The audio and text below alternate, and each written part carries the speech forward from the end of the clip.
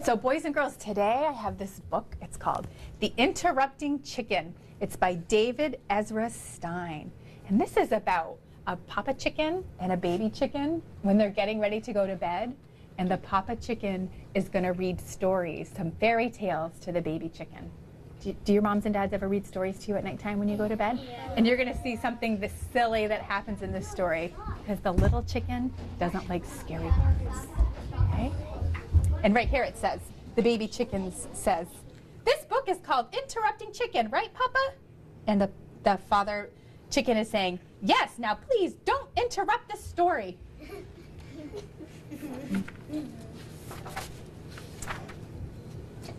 The Interrupting Chicken by David Ezra Stein. It was bedtime for the little red chicken. It's getting all ready for bed. "Okay, my little chicken," said Papa. "Are you all ready to go to sleep?" "Yes, Papa, but you forgot something." "What's that?" asked Papa. "A bedtime story."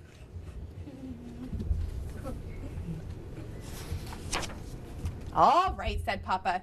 "I'll read one of your favorites. And of course, you are not going to interrupt the story tonight, are you?" "Oh, no, Papa, I'll be good," he said. Oh, he looks like he's going to be good, doesn't he? Oh, look at this. The story he's going to read first is called Hansel and Gretel.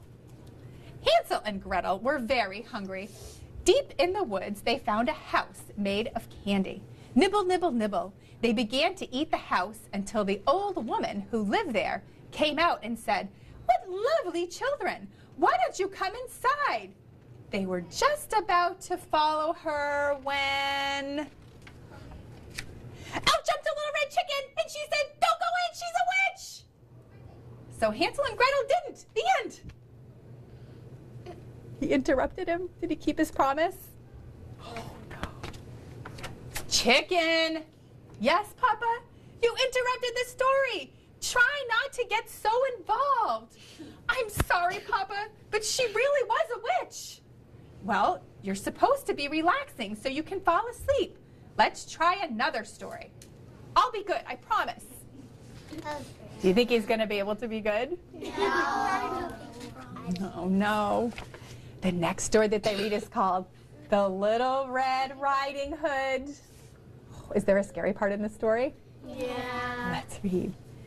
"Take this basket of goodies to Grandma," said Little Red Riding Hood's mother.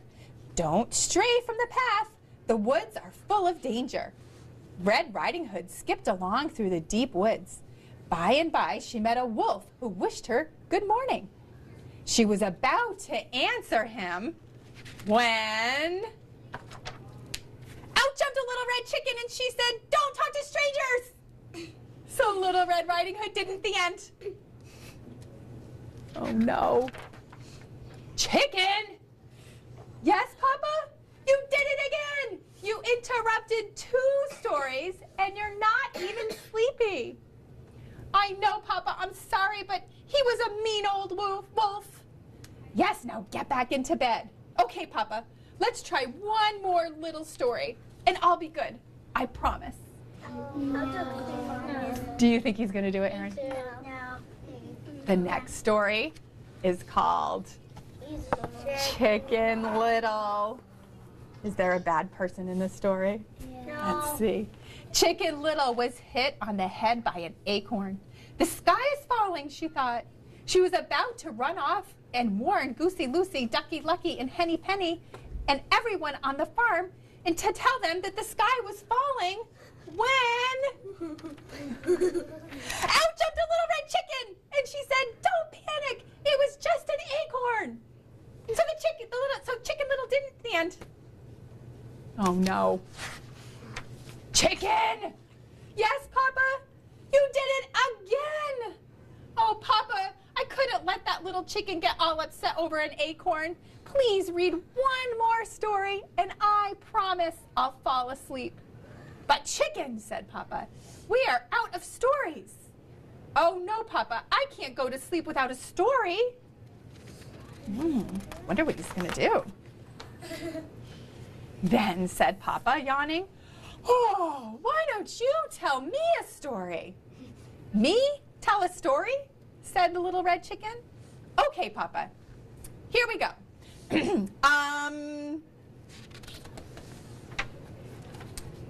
Bedtime story. Bedtime for Papa by Chicken.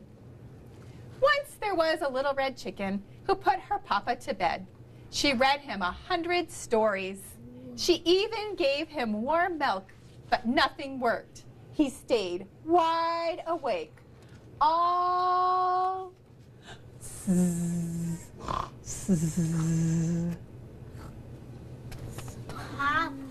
Papa? What happened? He interrupted. What's the Papa doing? Sleeping. You sound. It is big sleeping. Papa interrupt the story with a snoring. Good night, Papa. Now he gets to sleep in his bed. Yeah? What do you think he's going to do now? You think so? What do you think little chicken's going to do? Sleep with him. You think so? Oh, I think he's going to sleep in his dad's bed. Oh, yeah. Yeah, me too. That is his dad. The end. So this story is about a little girl who is kind of afraid to be different. And she's kind of not being herself. Remember the story that we read about the grasshopper the other day? Who was trying to be somebody other than the grasshopper? Okay? So it's kind of like that, Isabella. Okay? And it's called A Bad Case of the Stripes by David Shannon. Look at the cover. I wonder why she has all that on there. Yeah. Because her fever. She has a fever. You think that's why? She does have like a thermometer in her mouth, right? And we do that if we have a fever, if we don't feel well.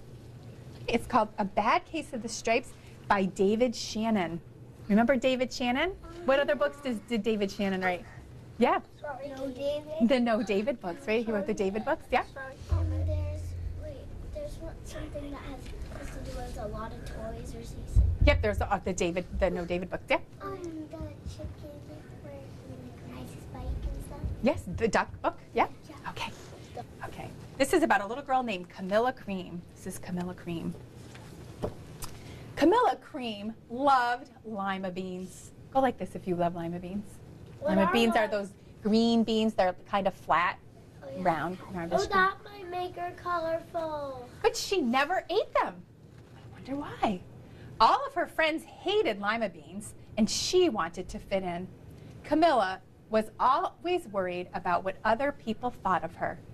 Today, she was fretting even more than usual. Fretting kind of means it's nervous or worried more than usual. It was the first day of school, and she couldn't decide what to wear.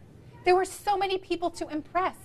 She tried on 42 outfits, but none seemed quite right. She put on a pretty red dress and looked in the mirror, and then she screamed.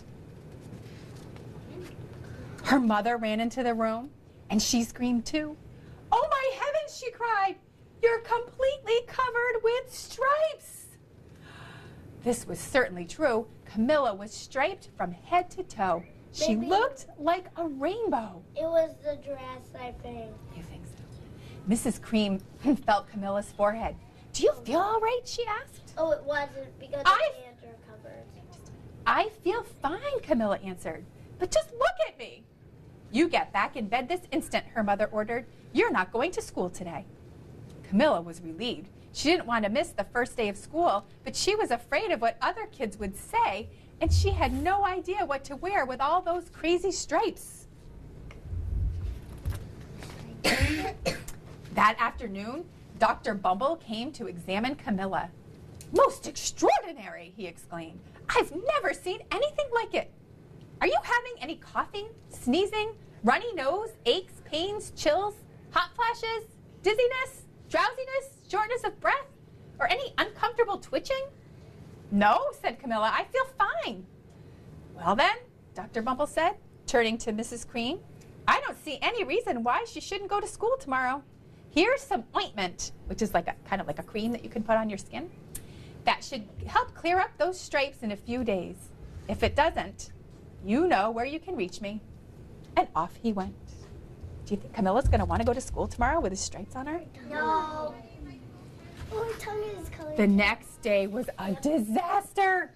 Everyone at school laughed at Camilla. They called her Camilla Crayon and Night of the Living Lollipop. She tried her best to act as if everything was normal, but when the class said the Pledge of Allegiance, her stripes turned red, white, and blue, and she broke out in stars. Everybody she looks so weird. The other kids thought this was great. One yelled out, "Let's see some purple polka dots." Sure enough, Camilla turned all purple polka dotty. Someone else shouted, "Checkerboard!" And a pattern of squares covered her skin. Soon, everyone was calling out different shapes and colors, and poor Camilla was changing faster than you can change channels on a TV. How do you think she's feeling? Sad. We're scared. Nervous. That night, Mr. Harms, the school principal, called. "I'm sorry, Mrs. Cream," he said. "I'm going to have to ask you to keep Camilla home from school. She's just too much of a distraction. And I've been getting calls from other parents. They're afraid those stripes might be contagious." Contagious means that somebody else could catch it and somebody else might get it.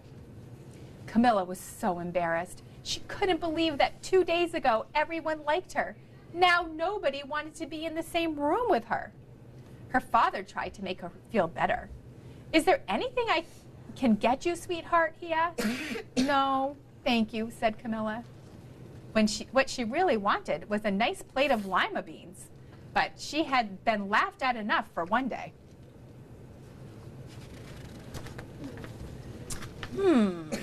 Well, yes, I see, Dr. Bumble mumbled when Mr. Cream phoned the next day. "I think I'd better bring in the specialist. We'll be right over." About an hour later, Dr. Bumble arrived with 4 people in long white coats. He introduced them to the Creams. "This is Dr. Grop, Dr. Sponge, Dr. Cricket, and Dr. Young." Then the specialist went to work on Camilla. They squeezed, jabbed, tapped, and tested. It was very uncomfortable. "Well, it's not the mumps," concluded Dr. Gott. "Or the measles," said Dr. Sponge.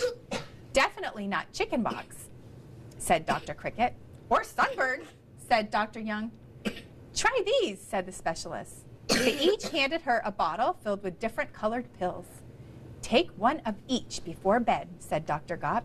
Then they filed out the door, followed by Dr. Bumble. Go get a drink of water. Do you think it's going to work? No. Yeah. You don't think so? Yeah, I think it's gonna work. Me too. It is. I know. That night, Camilla took her medicine. It was awful. When she woke up the next morning, she did feel different, but when she got dressed, her clothes didn't fit right.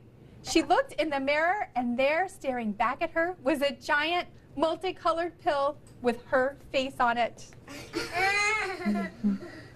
Did it work? No. Worse. It made. Dr. Bumble rushed over as soon as Mrs. Cream called. But this time, instead of the specialist, he brought the experts. Dr. Gord and Mr. Mellon were the finest scientific minds in the land. Once again, Camilla was poked and prodded, looked at and listened to. The experts wrote down lots of numbers, and then they huddled together and whispered. Dr. Gord finally spoke up. "It might be a virus," he announced. Suddenly, fuzzy little virus balls appeared all over Camilla. See the virus balls? "Or possibly some form of bacteria," said Mr. Mellon, and out popped squiggly little bacteria tails. "Or it could be a fungus," added Dr. Gord.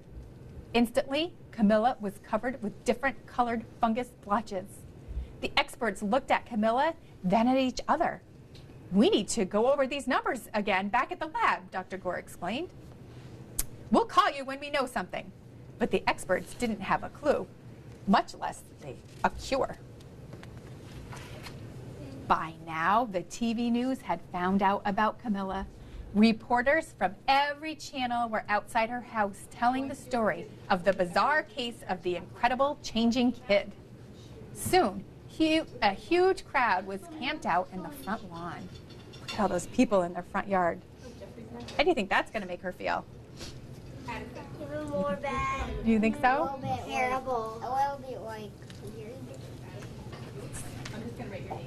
The Creams were swamped with all kinds of remedies, which is like medicine or cures, from psychologists, allergists, herbalists, nutritionists, psychics, an old medicine man, a guru, and even a veterinarian. Is that her right there? Right here, that's her. Really? Seriously? Each so-called cure only added to poor Camilla's strange appearance until it was hard to even recognize her. She sprouted roots and berries and crystals and feathers and a long furry tail, but nothing worked. A cat tail. Look what she looks like. She looks like a weird bush or something. Color. Yeah, color. One day, a woman who called herself an environmental therapist claimed that she could cure Camilla. Close your eyes, she said. Breathe deeply and become one with your room. Why does her room look like that? I wish you hadn't said that, Camilla groaned. Slowly, she started to melt into the walls of her room.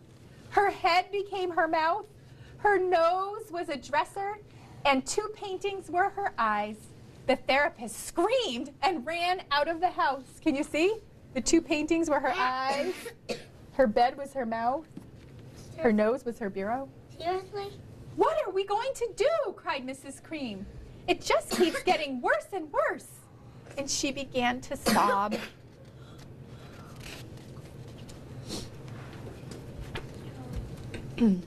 At that moment, Mr. Cream heard a quiet little knock at the front door. He opened it, and there stood an old woman who was just as plump and sweet as a strawberry. Excuse me, she said brightly, but I think I can help. What could she do? What do you think she could do that could help? What do you think? Maybe she could do some medicine to make it better. Let's see. She went into Camilla's room and looked around. My goodness, she said with a shake of her head. What we have here is a bad case of stripes. One of the worst I've ever seen. She pulled a container of small green beans from her bag. Here, she said. These might do the trick. Are those magic beans? Asked Mrs. Cream. Oh my, no, replied the kind old woman. There's no such thing. These are just plain old lima beans. I'll bet you'd like some, wouldn't you? She asked Camilla. Do you think she wants them? Yeah. Camilla wanted a big heaping plateful of lima beans more than just about anything, but she was still afraid to admit it. Yuck, she said. No one likes lima beans, especially me. Oh dear, said the old woman sadly. I guess I was wrong about you. She put the beans back in her bag and she started toward the door. Camilla watched the old woman walk away. Those beans would taste so good, and being laughed at for eating them was nothing compared to what she'd been going through. She finally couldn't stand it. Wait, she cried. The truth is, I really love lima beans. I thought so, the old woman said with a smile. She took a handful of beans and popped them into Camilla's mouth. Mmm, said Camilla. Suddenly, the branches, feathers, and squiggly tails began to disappear. Then, the whole room swirled around. When it stopped, there stood Camilla, and everything was back to normal. I'm cured, she shouted. Yes, said the old woman. I knew the real you was in there somewhere. She patted Camilla on the head. Then she went outside and vanished into the crowd. Afterward, Camilla wasn't quite the same. Some of the kids at school said she was weird, but she didn't care a bit. She ate all the lima beans she wanted, and she never had even a touch of the stripes again. She Straight bow on. She has a stripe on. Her bow has stripes. Right. How come she's not going to get the stripes anymore? Cameron? She ate the lima beans. Yeah. So what do you think the author's trying to tell us in this story? Katie? That be yourself. Be yourself. If you like lima beans, you should like lima beans. It doesn't matter if your friends don't like them, right? Logan? Yeah, you should eat healthy, right? You should eat whatever you think is good, right? Do you have to do everything that your friends do? No, you can do whatever you want to do, right?